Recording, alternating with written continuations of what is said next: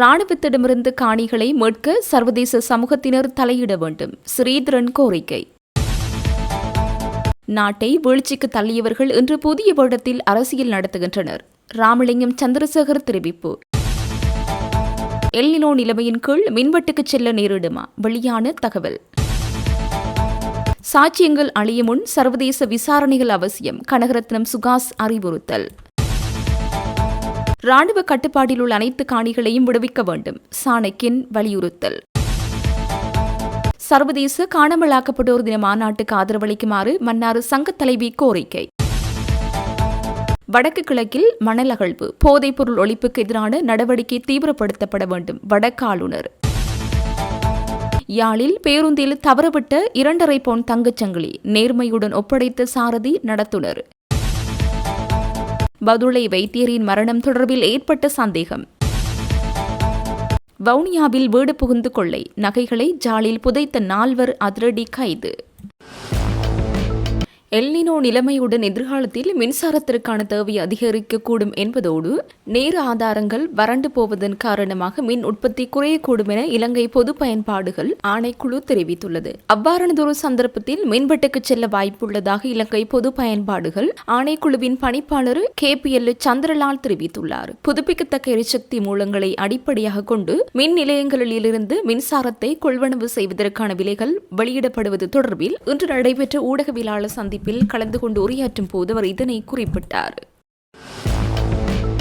ஈழத்தமிழர்களின் பூர்வீக நிலங்களை சிங்களமயமாக்கும் நடவடிக்கைகளில் ராணுவம் தீவிரமாக ஈடுபட்டு வருகின்றது என இலங்கை தமிழரசு கட்சியின் நாடாளுமன்ற உறுப்பினர் சிவஞானம் ஸ்ரீதரன் குற்றம் சாட்டினார். ஜாழ் பலாலி பகுதியில் ராணுவத்தால் தொடர்ந்து கையகப்படுத்தப்பட்டு வரும் தமிழ் மக்களின் பூர்வீக நிலங்களை உடனடியாக விடுவிக்க கோரி இடம்பெறும் போராட்டத்தில் நேற்று கலந்து கொண்டு ஊடகங்களுக்கு கருத்து தெரிவிக்கையில் அவர் மேற்கண்டவாறு குறிப்பிட்டார். தொடர்ந்தும் தெரிவிக்கையில் ஸ்ரீலங்கா ராணுவம் தமிழ் மக்களின் காணிகளை தொடர்ந்து அபகரித்து வரும் நடவடிக்கைகளுக்கு மக்கள் மீண்டும் தமது சொந்த இடங்களில் குடியேறும் நோக்கில் அறவழி போராட்டத்தை முன்னெடுத்து வருகின்றனர். இந்த போராட்டத்தில் ஈடுபடும் பொதுமக்கள் மீது புலனாய்வு துறையினரும் ராணுவத்தினரும் தொடர்ச்சியான அச்சுறுத்தல்களை விடுத்து வருவதுடன் அவர்களை போலீஸ் நிலையங்களுக்கு அழைத்து விசாரணை நடத்துவதோடு வழக்கு தொடரும் நடவடிக்கைகளிலும் ஈடுபட்டு வருகின்றனர்.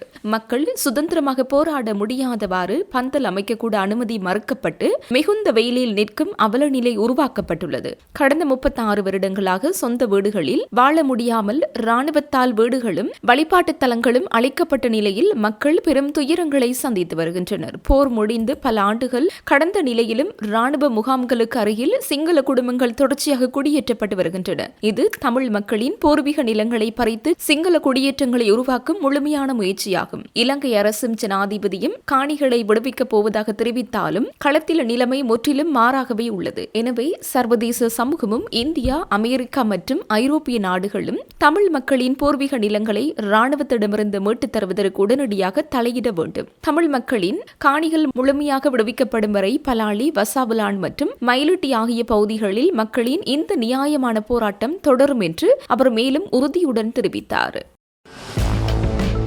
கடந்த காலத்தில் நாட்டின் அதிகாரத்தில் இருந்து கொண்டு வளங்களை சூறையாடி பொருளாதார வீழ்ச்சிக்கும் மக்களின் அவல நிலைக்கும் காரணமானவர்கள் இன்று புனிதர்களைப் போல வேடமிட்டு மக்களை மீண்டும் ஏமாற்ற முற்படுவதாக கடற்றொழில், நீரியல் மற்றும் கடல் வளங்கள் அமைச்சர் ராமலிங்கம் சந்திரசேகர் தெரிவித்துள்ளார். யாழ்ப்பாணத்தில் நேற்று ஊடகங்களுக்கு கருத்து தெரிவிக்கும் போது அவர் மேற்கண்டவாறு குறிப்பிட்டார். அவர் மேலும் தெரிவித்ததாவது, 2009ஆம் ஆண்டு ஜனாதிபதியாக கூறிக்கொண்டு நாமல் ராஜபக்ச அவர்கள் இன்று கிராமமாகவும் வழிபாட்டு தலங்கள், வீடுகள் மற்றும் குளங்கள் தோறும் சென்று புதிய பாணியிலான அரசியல் பிரச்சாரத்தை முன்னெடுத்து வருகிறார். மட்டிகளிலும் தொட்டிகளிலும் மரக்கிளைகளிலும் ஏறி நின்று கதைக்கும் நிலைக்கு இன்றைக்கு அவர் தள்ளப்பட்டுள்ளார். கடந்த காலத்தில் குற்றப்புலனாய்வு திணைக்களத்தால் பல மணி நேரம் விசாரிக்கப்பட்டு சொத்துக்கள் தொடர்பில் எனக்கு எதுவுமே தெரியாது, அந்த வீடுகள் எனக்கு சொந்தமானவை அல்ல என ஊடகங்களுக்கு முன்னால் அவர் கூறி வருகிறார். ராஜபக்ச குடும்பத்தினரின் இந்த நாங்கள் திருடர்கள் இல்லை என்ற நாடகம் நாட்டிற்கு புதிதல்ல. மல்வானை பகுதியில் பசில் ராஜபக்சவுக்கு சொந்தமானது என கூறப்பட்ட பிரம்மாண்ட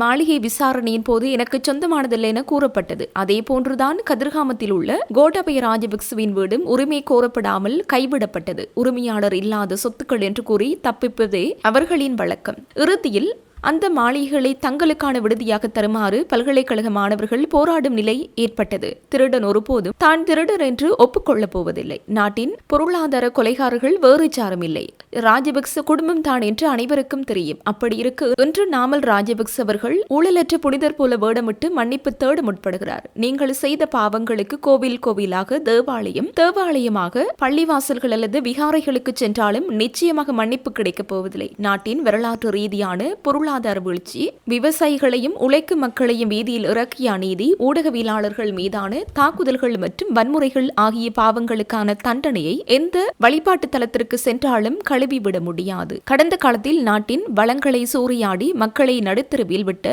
அதே கும்பல் இன்று புதிய வடிவத்தில் வந்து உங்களை ஏமாற்ற பார்க்கிறது. நாட்டின் வீழ்ச்சிக்கு காரணமான இந்த அரசியல் சக்திகளை மக்கள் தெளிவாக அடையாளம் கண்டு இனி ஒருபோதும் ஏமாறாமல் அவர்களை முற்றாக நிராகரிக்க வேண்டும் என்று அமைச்சர் வலியுறுத்தினார்.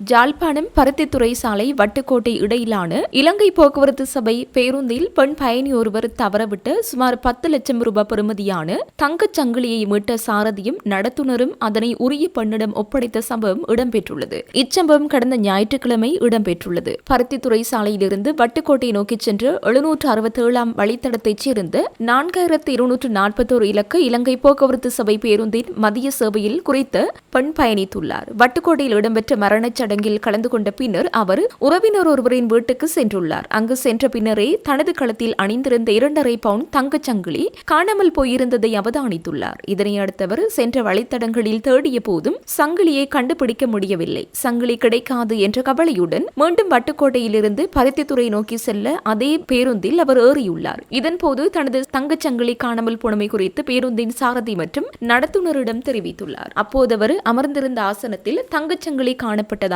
அதனை மீட்டு பத்திரமாக வைத்திருப்பதாகவும் சாரதியும் நடத்துனரும் தெரிவித்துள்ளனர். பின்னர் சங்கிலி உரிய பெண்ணிடம் ஒப்படைத்துள்ளனர். இதனைத் தொடர்ந்து பருத்தித்துறை டிப்போவுக்கு சென்ற பின்னர் பேருந்தை சுத்தம் செய்த போது சங்கிலியின் எஸ் வடிவிலான இணைப்பு பகுதியும் கண்டெடுக்கப்பட்டுள்ளது. அதனையும் சாரதியும் நடத்துனரும் உரிய பெண்ணிடம் ஒப்படைத்துள்ளனர். இவ்வாறு சுமார் 10 லட்சம் ரூபாய் பெறுமதியான தங்க நகையை மீட்டு உரியவரிடம் ஒப்படைத்த பருத்தித்துறை டிப்போவைச் சேர்ந்த சாரதி மனோகரன் சயந்தன் மற்றும் நடத்துனர் ராசநாயகம் பிரேன்சிராஜா ஆகியோரின் நேர்மையான செயற்பாட்டை பேருந்தில் பயணித்தவர்களும் பொதுமக்களும் வெகுவாக பாராட்டியுள்ளனர்.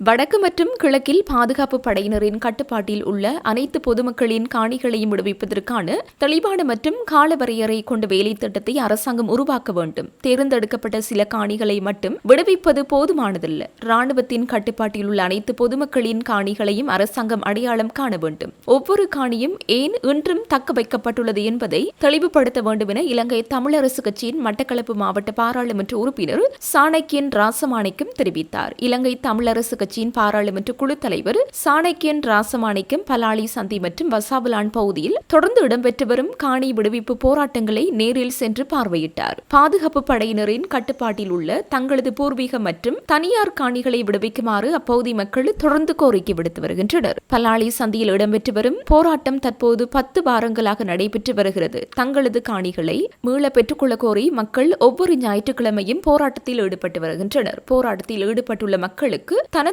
ஆதரவை தெரிவித்த சாணக்கியன் ராசமாணிக்கம் அவர்களின் போராட்டத்திற்கு இலங்கை தமிழரசு கட்சியின் அரசியல் ஆதரவு தொடரும் என உறுதியளித்தார். அரசாங்கத்தின் மீது மக்கள் பொறுமை இழந்து வருகின்றனர். இந்த போராட்டங்கள் இனி தனித்தனிய சம்பவங்களாக இல்லை. பொதுமக்களின் காணிகளை விடுவிக்க கோரி வடக்கு கிழக்கு முழுவதும் போராட்டங்கள் இடம்பெற்று வருகின்றன. மக்கள் தங்களுக்கு சொந்தமான காணிகளை மீள பெறுவதற்காக கால வரையறையின்றி காத்திருக்க வேண்டும் என எதிர்பார்க்க முடியாது என்பதை அரசாங்கம் புரிந்து கொள்ள வேண்டும். யுத்த காலத்தில் உயர் பாதுகாப்பு வலயங்களாக அறிவிக்கப்பட்ட பகுதிகள் தற்போதைய சூழ்நிலையில் தொடர்ந்து அதே நிலைப்பாட்டில் இருக்க வேண்டிய அவசியமில்லை என்பதை அரசாங்கம் ஏற்றுக்கொண்டால் அதே கொள்கை இன்னமும் ஆக்கிரமிக்கப்பட்டுள்ள பொதுமக்களின் காணிகளுக்கும் பொருந்த வேண்டும். யுத்தம் முடிவடைந்து கிட்டத்தட்ட 17 ஆண்டுகள் கடந்துள்ள நிலையில் பொதுமக்களின் காணிகளை தொடர்ந்து ஆக்கிரமித்து வைத்திருப்பதற்கு தேசிய பாதுகாப்பு என்ற பொதுவான காரணத்தை அரசாங்கம் தொடர்ந்து பயன்படுத்த முடியாது. தேசிய பாதுகாப்பு என்பது மக்கள் தங்களுக்கு சொந்தமான சொத்துக்களை அணுகுவதற்கான உரிமையை மறுப்பதற்கான நிரந்தர காரணமாக மாறக்கூடாது. இங்கு வந்து மக்களுடன் நேரடியாக பேசும்போது தான் இது வெறுமனே அரசாங்க ஆவணத்தில் குறிப்பிடப்பட்டுள்ள காணிகளின் அளவு தொடர்பான பிரச்சனை அல்ல என்பதை புரிந்து கொள்ள முடியும். இவை மக்களின் வீடுகள், பாடசாலைகள், வழிபாட்டு தலங்கள் மற்றும் சமூகங்கள் பல தசாப்தங்களாக அவர்களின் வாழ்க்கை பாதிக்கப்பட்டுள்ளது. வடக்கு மற்றும் கிழக்கில் பாதுகாப்பு படையினரின் கட்டுப்பாட்டில் இன்னமும் உள்ள அனைத்து பொதுமக்களின் காணிகளையும் விடுவிப்பதற்கான தெளிவான மற்றும் கால வரையறை கொண்ட வேலை திட்டத்தை அரசாங்கம் உருவாக்க வேண்டும். தேர்ந்தெடுக்கப்பட்ட சில காணிகளை மட்டும் விடுவிப்பது போதுமானதல்ல.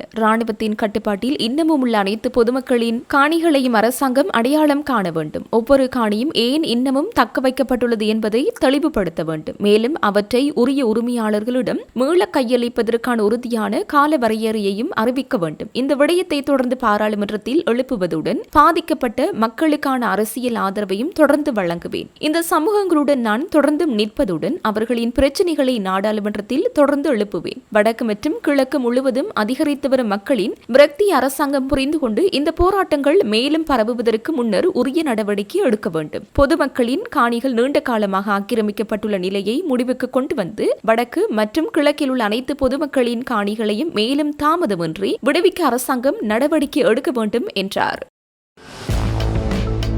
சர்வதேச பொறிமுறையிலான விசாரணை முன்னெடுக்கப்படாமல் செம்மணியின் முழுமையான உண்மைகளை வெளிக்கொணர முடியாது என தமிழ் தேசிய மக்கள் முன்னணியின் பேச்சாளர் கனகரத்னம் சுகாஸ் தெரிவித்துள்ளார். அவர் நடத்திய ஊடக சந்திப்பொன்றில் இந்த விடயத்தை கூறியுள்ளார். அவர் மேலும் தெரிவிக்கையில், வருகின்ற 30ஆம் தேதி சர்வதேச காணாமலாக்கப்பட்டோர் தினத்தை முன்னிட்டு யாழ்ப்பாணத்திலே வலிந்து காணாமலாக்கப்பட்டோருடைய உறவுகள் ஒரு மாநாடு ஒன்றை நடத்த இருப்பதாக அறிவித்திருக்கிறார்கள். இந்த இடத்திலே நாங்கள் சில விடயங்களை மக்களுக்கும் காணாமலாக்கப்பட்டோருடைய உறவுகளுக்கும் அரசியல் கைதிகளினுடைய உறவுகளுக்கும் நீதிக்காக போராடி கொண்டிருக்கின்ற எமது ஈழ தேசத்துக்கும் சில விடயங்களை சொல்ல வேண்டிய தேவைப்பாடு இருக்கிறது. முதலாவது ஒரு விடயத்தை நாங்கள் சொல்ல விரும்புகின்றோம். இந்த காணாமலாக்கப்பட்ட உறவுகளால் நடாத்தப்பட இருக்கின்ற மாநாடு காலத்தினுடைய கட்டாயம். அந்த மாநாட்டிற்கு திரண்டு ஆதரவு வழங்க வேண்டியது தமிழ் சமூகத்தினுடைய கட்டாயமான கடமை. ஏனென்றால் இந்த காணாமலாக்கப்பட்டவர்கள் தங்களுக்காகவோ தங்களுடைய வீடுகளுக்காகவோ தங்களுடைய உறவுகளுக்காகவோ காணாமலாக்கப்படவில்லை. ஒரு இனத்துக்காகத்தான் அவர்கள் காணாமலாக்கப்பட்டிருக்கிறார்கள். இங்கே நடைபெற்றது தனிப்பட்ட முறையில் ஒருவரை இருவரை காணாமலாக்க வேண்டும் என்று காணாமலாக்கவில்லை. ஒரு இனத்தை கட்டமைக்கப்பட்ட ரீதியிலே இனப்படுகொலை செய்ய வேண்டும் என்ற நோக்கத்தில் தான் காணாமலாக்கி இருக்கிறார்கள். ஆகவே இதை வெறுமனே காணாமலாக்கப்பட்ட குடும்பங்களுடைய மாநாடாக போராட்டமாக கருதாமல் ஈழத்தமிழர்களினுடைய ஒரு மாநாடாக கருதி அலைகடலென திரண்டு பங்கு பெற்ற வேண்டியது தமிழர்களது கடமை, அரசியல் கட்சிகளது கடமை, சிவில் அமைப்புகளினது கடமை. அந்த வகையில் அந்த உறவுகளால் நடாத்தப்பட இருக்கின்ற மாநாட்டுக்கு எங்களது பூரண ஆதரவை தமிழ் தேசிய மக்கள் முன்னணி சார்ந்த தமிழ் தேசிய பேரவையாக நாங்கள் தெரிவிப்பதில் ஆறுதல் அடைகின்றோம். அது ஒரு காலத்தினுடைய கடமை என்று நாங்கள் கருதுகின்றோம். இந்த இடத்திலே இதனோடு தொடர்புபட்ட சில விடயங்களையும் நாங்கள் தெளிவுபடுத்த வேண்டிய தேவைப்பாடு இருக்கிறது. செம்மணியிலே ஒரு அகழ்வு பணி நடைபெற்று வருகிறது. பலரும் நினைக்கலாம் அகழ்வு பணி நடைபெறுகின்றது, நீதி கிடைத்து விட்டது என்று நினைக்கலாம். ஆனால் உண்மை அதுவல்ல. எங்களை பொறுத்தவரையில் ஒரு சர்வதேச விசாரணை ஒன்று ஆரம்பிக்கப்படாது, நடாத்தப்படாது செம்மணி விவகாரத்திற்கு நீதி கிடைக்கும் என நாங்கள் ஒருபோதும் நம்பவில்லை. இந்த காணாமலாக்கப்பட்டோர் விவகாரத்திற்கும் செம்மணி விவகாரத்திற்கும் இடையில் ஒரு நெருக்கமான தொடர்பு இருக்கிறது. இந்த செம்மணியிலே புதைக்கப்பட்டிருக்கின்ற பல எலும்புக்கூடுகள் காணாமலாக்கப்பட்ட உறவுகளுடையதாக இருக்கலாம் என்று பலமான சந்தேகம் இருக்கிறது. ஆனால் இன்று செம்மணியிலே நடைபெறுகின்ற அகழ்வு பணி தெரிவு செய்யப்பட்ட சித்துப்பாத்தி மயானத்தினுடைய 4 மதில்களுக்குள், சுவர்களுக்குள் தான் நடைபெறுகிறது. ஆனால் அந்த சுவர்கள், மதில்கள் மிக அண்மை காலத்திலே கட்டப்பட்டவை.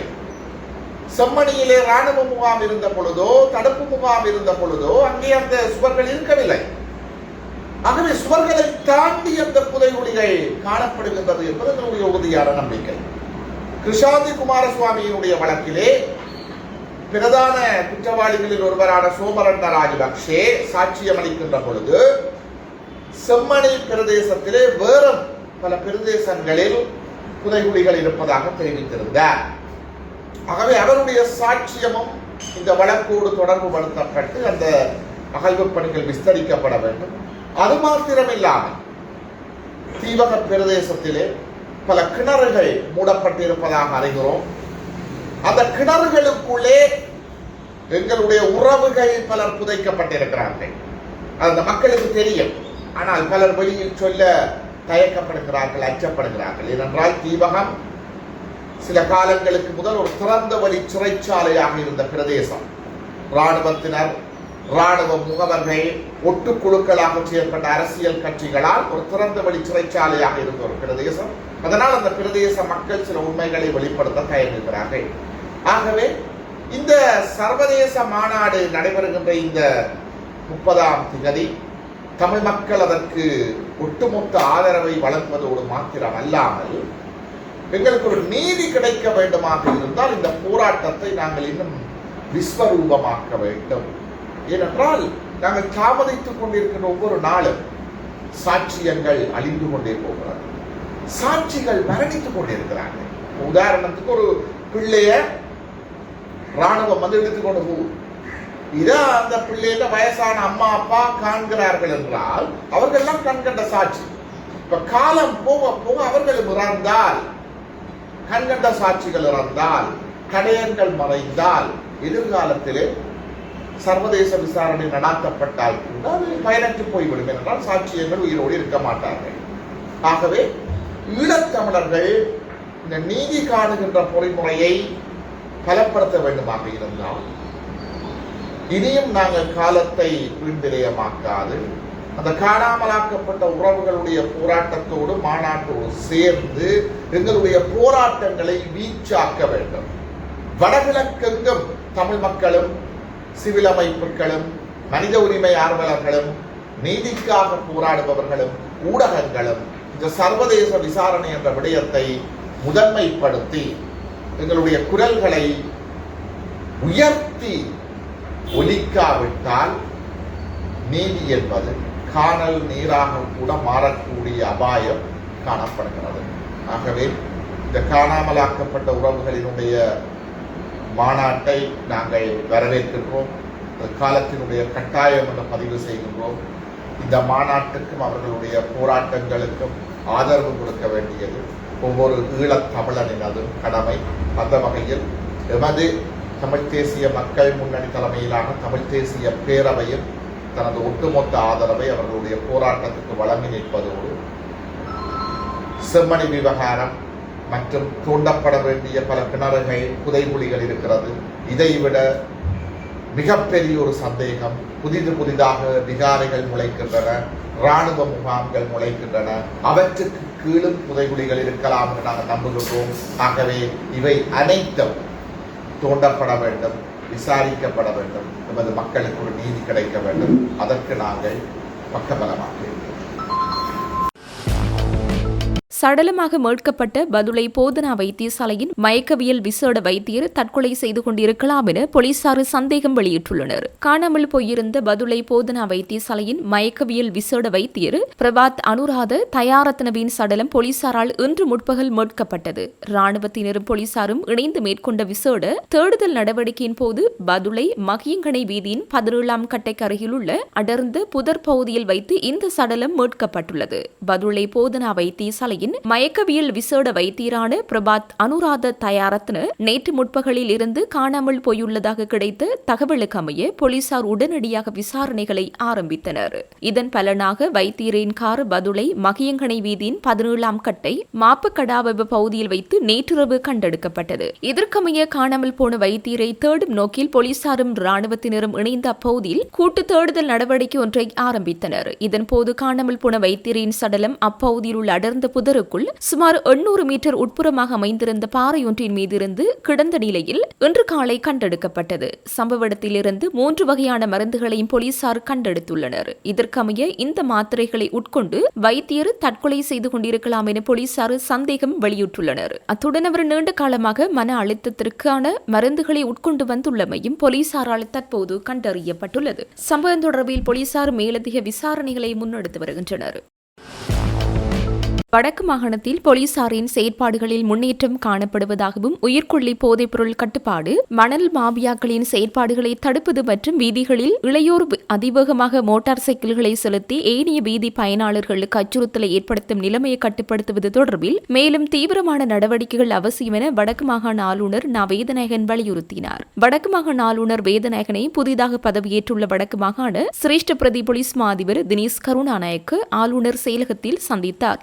போது புதிதாக பொறுப்பேற்றுள்ள சிரேஷ்ட பிரதி போலீஸ் மா அதிபருக்கு ஆளுநர் தனது வாழ்த்துக்களை தெரிவித்ததுடன் வடக்கு மாகாணத்தில் சட்டம் ஒழுங்கு மற்றும் பொதுமக்களின் பாதுகாப்பை மேலும் வலுப்படுத்துவதற்கு சிறந்த சேவையை வழங்குமாறு கேட்டுக்கொண்டார். இச்சந்திப்பின் போது ஆளுநர் யாழ்ப்பாண மாவட்ட செயலாளராக பணியாற்றிய காலப்பகுதியில் யாழ்ப்பாண மாவட்டத்தில் தாம் கடமையாற்றியதை சிரேஷ்ட போலீஸ் மா அதிபர் தினேஷ் கருணாநாயக்க நினைவு கூர்ந்தார்.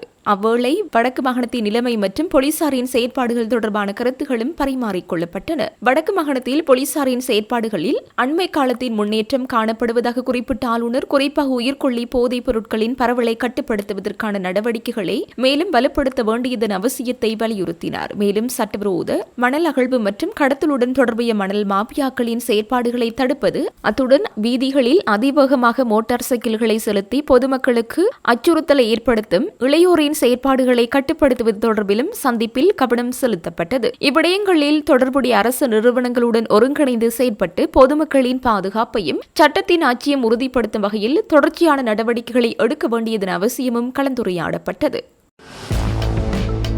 தமிழீழ விடுதலை புலிகள் அமைப்பின் தலைவர் வேலுப்பிள்ளை பிரபாகரன் ஏன் சமாதான பேச்சுவார்த்தைகளின் போது உடன்பாடுகளுக்கு வரவில்லை என்பது குறித்த முக்கிய தகவல்களை முன்னாள் வெளிவிவகார அமைச்சர் பேராசிரியர் ஜி.எல். பீரிஸ் நேர்காணல் ஒன்றில் பகிர்ந்துள்ளார். மேலும் ஈழம் கொள்கையிலிருந்து தலைவர் வேலுப்பிள்ளை பிரபாகரன் பின்வாங்காத காரணத்தையும் அவர் கூறியுள்ளார். இலங்கை அரசுக்கும் தமிழீழ விடுதலை புலிகள் அமைப்பிற்கும் இடையிலான சமாதான பேச்சுவார்த்தையில் அரசாங்கத்தின் தலைமை பேச்சாளராக பங்கேற்ற தனது அனுபவங்கள் குறித்து கருத்து வெளியிட்ட ஜி.எல். பீரிஸ் பேச்சுவார்த்தையின் போது தமிழீழ விடுதலை புலிகள் அமைப்பின் அரசியல் ஆலோசகர் அன்டன் பாலசிங்கத்துடன் தனியாக பேசும் வாய்ப்பு கிடைத்தது. அப்போது இந்த சூழல் எங்கு போய் முடியப் போகிறது என்று நமக்கு தெரிகிறது. ஒரு வாய்ப்பு இருக்கும் போது ஏன் இதனை பயன்படுத்திக் கொள்ளக்கூடாது என்பதை அன்டன் பாலசிங்கத்திடம் எடுத்துரைத்தேன். இதற்கு பதிலளித்த அன்டன் பாலசிங்கம், எனது தலைவரை சமாதான பேச்சுவார்த்தை கிட்டுச் செல்ல நான் என்னால் முடிந்த அனைத்தையும் செய்துவிட்டேன் என கூறினார். அதற்கு மேலதிகமாக பிரபாகரன் மற்றும் விடுதலை புலிகள் அமைப்பின் நிலைப்பாடுகள் குறித்தும் அன்டன் பாலசிங்கம் தெளிவுபடுத்தினார். இந்த காலத்தில் பிரபாகரன் வன்னி காடுகளுக்குள் தனிமைப்படுத்தப்பட்டிருந்தார். பிரபாகரனை சுற்றியிருந்தவர்கள் அரசாங்கத்தால் ஒரு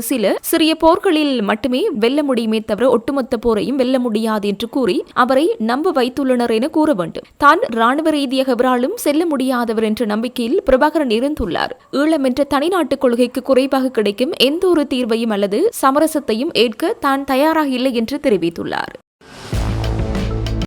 யாழ்ப்பாணத்தில் எதிர்வரும் 30ஆம் தேதி அனுஷ்டிக்கப்பட உள்ள சர்வதேச காணாமலாக்கப்பட்டோர் தினத்தையொட்டி நடைபெறவிருக்கும் மாநாட்டுக்கு தமிழ் தேசியத்தை விரும்பும் அனைவரும் கைகொடுத்து ஆதரவளிக்க வேண்டும் என மன்னார் மாவட்ட வலிந்து காணாமலாக்கப்பட்டோரின் உறவுகளின் சங்க தலைவி மனுவல் உதயச்சந்திரா தெரிவித்தார். மன்னாரில் இன்று நடைபெற்ற ஊடக சந்திப்பில் கலந்து கொண்டு கருத்து தெரிவிக்கையில் அவர் மேற்கண்டவாறு தெரிவித்தார். அவர் மேலும் கூறுகையில், ஒவ்வொரு முறையும் இந்த ஆவணி மாதம் 30ஆம் தேதி வலிந்து காணாமல் ஆக்கப்பட்ட தினம் சர்வதேசம் வலிந்து காணாமல் ஆக்கப்பட்ட தினம்.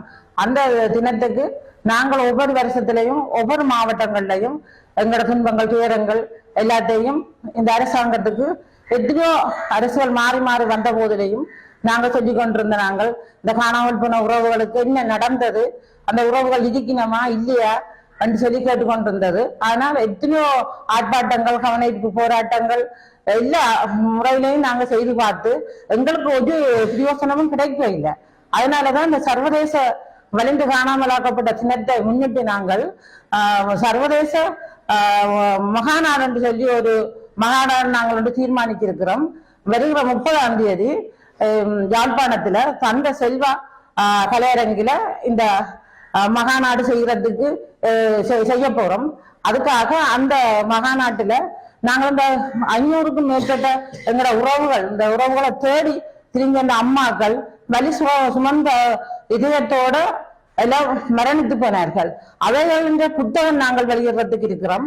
மற்ற சிறுவர்கள் காணாமல் போன சிறுவர்கள் அவைங்க புத்தகம் வெளியிடுறதுக்கு இருக்கிறோம். இந்த 17 வருஷமும் நாங்கள் ஆறாருக்கு மனுவை கொடுத்தோம், ஆறாரோட கதைத்தோம், எங்கெங்க நின்று போராட்டம் செய்தோம். என்னென்ன நன்மை தீமைகள் எங்களுக்கு கிடைச்சு என்றதையும் முன்னிட்டு அதுக்கும் ஒரு புத்தகம் வந்து வெளியிடுறதுக்கு நாங்க தீர்மானிச்சிருக்கிறோம். வருகிற 30ஆம் தேதி உங்கள் அனைவரையும் நாங்கள் கைகூப்பி கூப்பிடுவோம். என்னன்னு சொன்னால் எங்கட இந்த காணாமல் போன உறவுகள் உங்களுக்கும் ஏதோ ஒரு வகையில அதோட உறவுகள் தான் 17,000 உறவுகள் 8 மாவட்டத்திலேயும் இந்த காணாமல் போய் அம்மாக்கள் மனநிட்டு கொண்டு போய் கொண்டிருக்கிறோம். ஒரு அம்மா என்னோட சொன்னது எனக்கு ஞாபகம் இருக்கு. நான் ஒரு நேரத்துல செத்து போனாலும் நீங்கள் இந்த ஆர்ப்பாட்டங்களை விட்டுறாருங்க. என்ன சொன்னா எங்க புள்ள உயிரோட வெறும்பரையும் எனக்கு நீங்கள் இந்த ஆர்ப்பாட்டத்தை செய்து எங்க ஆத்மா சாந்தி அடையும் இந்த புள்ள வந்தாட்டான்னு சரி. அப்படி எத்தனையோ அம்மாக்கள் கனவுகளோட நினைவுகளோட தங்களோட புள்ள ஒதுக்கா வந்தா ஒரு குடி சோறு கொடுப்போம், ஒரு சொட்டு தண்ணி கொடுப்போம், இந்த மடியில வச்சு தன் புள்ளையோட முகத்தை பார்ப்போம்னு சொல்லி எத்தனையோ அம்மாக்கள் இன்றைக்கு ரோட்ல நின்று போராடி எங்களுக்கு எந்த விதமான ஒரு பிரயோசனமும் கிடைக்கல. அதுக்காக இந்த வலிந்து போன அம்மாக்கள் என்ன செய்யறோம்னு தெரியாம கிடக்கு. யார்கிட்ட போறது, ஏட்ட போறது, எங்க நிக்கிறதுன்னு சொல்லிதான் இந்த சர்வதேச விசாரணை எங்களுக்கு வேணும். எங்களுக்கு இந்த உள்நாட்டு பொறிமுறை தேவையில்லை, சர்வதேச விசாரணை எங்களுக்கு வேணும்னு சொல்லி ஒவ்வொரு சர்வதேச தினத்திலையும் நாங்கள் இந்த போராட்டத்தை செய்து கொண்டு வரோம். இந்த முறை இந்த மகாநாட்டுக்கு நீங்கள் அநேகம் உங்களை கைகூப்பி கூப்பிடுறோம். இன மத பேதம் இல்லாமல் அந்த யாழ்ப்பாணம் தந்தை செல்வ அரங்குக்கு நீங்கள் வர வேணும் என்று சொல்லி நான் ஒவ்வொருவரை குறிப்பிட்டு சொல்லல.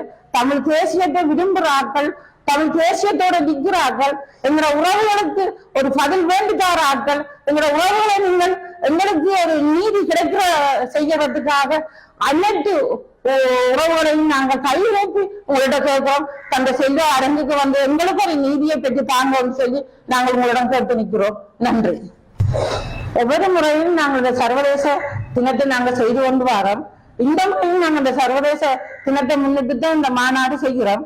இந்த முறை ஆவது இந்த சர்வதேசம் எங்களுக்கு கண் துறந்து எங்களோட இந்த அம்மாக்களுக்கு, இந்த வலி சுமந்த அம்மாக்களுக்கு கண்ணீரோட நிற்கிற எங்களோட உறவுகளுக்கு ஒரு பதில் நீங்கள் செய்தி தெரிவிங்கள் என்ற நம்பிக்கையோட நாங்கள் இந்த மகாநாட்டை செய்கிறோம். வவுனியா தேக்கவத்தை பகுதியில் வீடொன்றுக்குள் நுழைந்து சுமார் 16.75 பவுண்ட் தங்க நகைகளை கொள்ளையிட்ட குற்றச்சாட்டில் 4 சந்தேக நபர்கள் கைது செய்யப்பட்டுள்ளனர். கடந்த 20ஆம் தேதி தேக்கவத்தை பகுதியில் உள்ள வீடொன்றுக்குள் நுழைந்த கொள்ளையர்கள் வீட்டின் அலமாரியில் வைக்கப்பட்டிருந்த தங்க நகைகளை கொள்ளையிட்டு சென்றுள்ளனர். சம்பவம் தொடர்பில் வவுனியா தலைமை போலீஸ் நிலைய குற்றத்தடுப்பு பிரிவினருக்கு முறைப்பாடு வழங்கப்பட்டதை தொடர்ந்து போலீசார் விசாரணைகளை முன்னெடுத்துள்ளனர். இதன்போது சம்பவத்துடன் தொடர்புடைய 4 சந்தேக நபர்கள் கைது செய்யப்பட்டதுடன் அவர்களிடம் கொள்ளையிடப்பட்ட 14 பவுண்ட் தங்க நகைகள் மீட்கப்பட்டுள்ளன. கைது செய்யப்பட்டவர்களில் பிரதான சந்தேக நபர் கொள்ளையிடப்பட்ட வீட்டிற்கு அருகில் வசித்து வந்தவர் என போலீஸ் விசாரணைகளில் தெரியவந்துள்ளது. கொள்ளையிடப்பட்ட நகைகளில் ஒரு பகுதியை ஜாழ்ப்பாணத்தில் உள்ள வீடொன்றின் பின்புறத்தில் புதைத்து வைத்திருந்ததாகவும் மேலும் ஒரு தொகுதி நகைகளை வவுனியா நகரில் உள்ள பிரபல அடகு நிலையத்தில் அடமானம் வைத்திருந்ததாகவும் போலீசார் தெரிவித்தனர். அவற்றை போலீசார் மீட்டுள்ளனர். மீட்கப்பட்ட தங்க நகைகளின் மொத்த பெறுமதி சுமார் 57,91,000 ரூபாய் என போலீசார் தெரிவித்துள்ளனர். கொழும்பில் உள்ள ஸ்ரீலங்கா சுதந்திர கட்சியின் தலைமையகத்தில் இன்றைய தினம் நடைபெற்ற ஊடகவியலாளர் சந்திப்பில் கட்சியின் உப செயலாளரும் முன்னாள் அமைச்சருமான கலாநிதி சுரேன் ராகவன் நாட்டின் தற்போதைய அரசியல், பொருளாதார நிலைமைகள் மற்றும் நீதித்துறையின் பாதுகாப்பு குறித்து பல்வேறு முக்கிய கருத்துக்களை முன்வைத்துள்ளார். பாராளுமன்ற உறுப்பினர் ரோஹிணி கவிரத்ன உட்பட சிலர் பாராளுமன்ற சிறப்புரிமைகளுக்கு பின்னால் மறைந்து கொண்டு தலைமை நீதியரசர் மற்றும் நீதிபதிகள் குறித்து அவதூறாக பேசுவது முற்றிலும் தவறானது என கண்டித்தார். இத்தகைய அவதூறுகள் தொடர்பில் நீதிச்சேவைகள் ஆணைக்குழு மற்றும் பாராளுமன்ற சிறப்புரிமை குழுக்கள் உடனடி விசாரணை நடத்தி தவறிழைத்தவர்களுக்கு சட்டப்படி அதிகபட்ச தண்டனையை வழங்க வேண்டும் என்று கேட்டுக்கொண்டார். மேலும் 22வது அரசியலமைப்பு திருத்தம் மற்றும் பேராசிரியர் GL பீரிஸ் தாக்கல் செய்த மனுக்கள் தொடர்பில் உச்ச நீதிமன்றத்தில் உள்ள 14 நீதிபதிகளையும் உள்ளடக்கிய விரிவான நீதிபதி அமர்வு அமைக்கப்பட்டு விசாரணை முன்னெடுக்கப்பட வேண்டும் எனவும் வலியுறுத்தினார். நாட்டில் தற்போதைய நிலைமையில் உணவு பணவீக்கம் 11%, பொது பணவீக்கம் 7%, உயர்ந்துள்ளதை சுட்டிக்காட்டினார். அவர்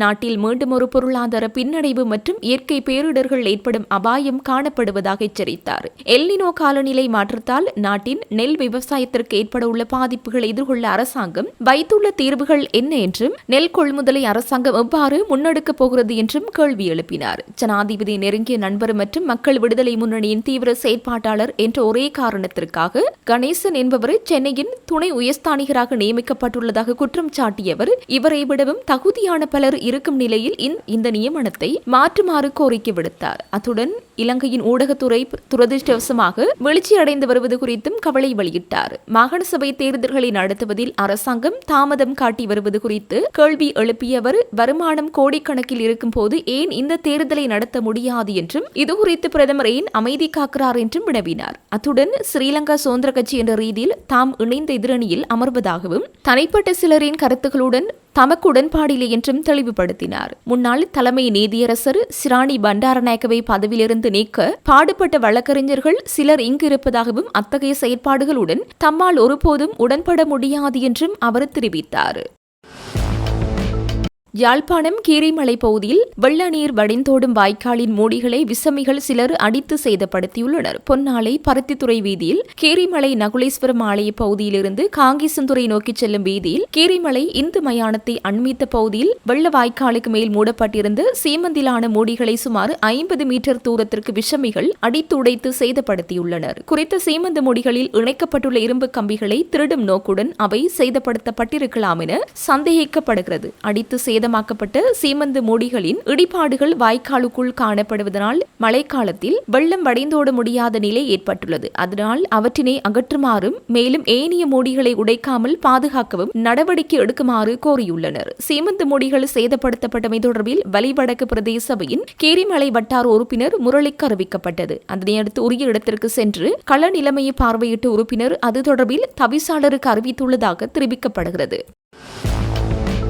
ஜனாதிபதி அனுரகுமார திசாநாயக்க வடக்கு கிழக்கில் இருக்கின்ற தமிழர்களுக்கு ஏதோ நல்லது செய்வதாக காட்டிக்கொண்டு தன் பக்கம் ஈர்க்கும் செயற்பாட்டை செய்து வருகின்றார். எனவே தமிழ் மக்கள் ஏமாந்துவிடக்கூடாது. வரப்போகும் ஒற்றையாட்சி அரசியலமைப்பு தொடர்பான பொதுசன வாக்கெடுப்புக்கு எதிராக அனைத்து அரசியல் தலைவர்களும் ஒத்துழைப்பு வழங்க வேண்டும் என தமிழ் தேசிய மக்கள் முன்னணி தேசிய அமைப்பாளர் சுரேஷ் தெரிவித்தார். தமிழ் தேசிய மக்கள் முன்னணி கட்சியின் மக்கள் சந்திப்பு மட்டக்களப்பு துறை நீலாவணை பிரதேசத்தில் நேற்று மாலை நடைபெற்றது. இந்த நிகழ்வில் உரையாற்றுகையில் அவர் இதனை தெரிவித்தார். தொடர்ந்து கருத்து வெளியிட்ட அவர், பட்டிருப்பு தொகுதி என்றால் அது தமிழ் தொகுதி. இங்கு தேசிய கட்சிகளோ மாற்று கட்சிகளோ ஆசனங்களை பெற முடியாது. துறை நீலாவணை கல்லாறு பட்டிருப்பு தமிழ் தேசிய உணர்வுடன் தமிழ் என்ற ஒரு திமிருடன் இருக்கின்றோம் என்று மக்கள் வாழும் பகுதி. அதன் அடிப்படையில் இந்த சந்தர்ப்பங்களை பாவித்து அந்த வாக்குகளை சூறையாடி தங்களுடைய சுய லாபங்களுக்காக அந்த வாக்குகள் பயன்படுத்தப்படுகின்றன. தேர்தல் காலங்களில் இங்கு வந்து போராடினோம், மாவீரர்களை இழந்திருக்கிறோம் என கூறி எங்கள் மக்களை நம்ப வைத்து வாக்குகளை பெற்றுக்கொண்டு நாடாளுமன்றம் பிரதேச பிரதிநிதித்துவத்தை பெற்று